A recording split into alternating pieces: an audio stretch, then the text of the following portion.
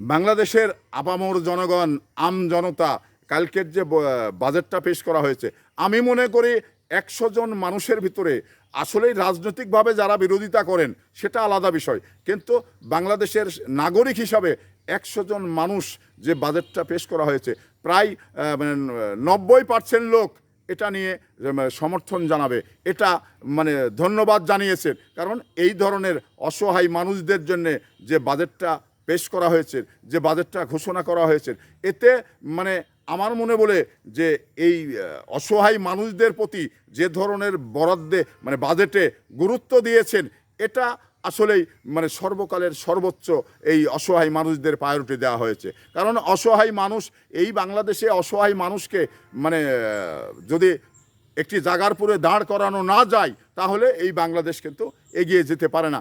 একটি উন্নত বাংলাদেশে কেউ গরিব থাকবে না, কেউ দারিদ্র্য সীমার নিচে বসবাস করবে না।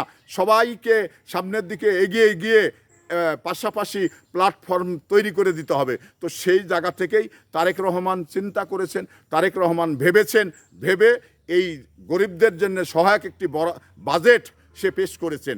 তো এটা বাংলাদেশের মানুষ এই বাজেট নিয়ে কেউ সমালোচনা করার অধিকার নেই। কেউ যদি করে তাহলে রাজনৈতিক প্রতিহিংসায় করতে পারে।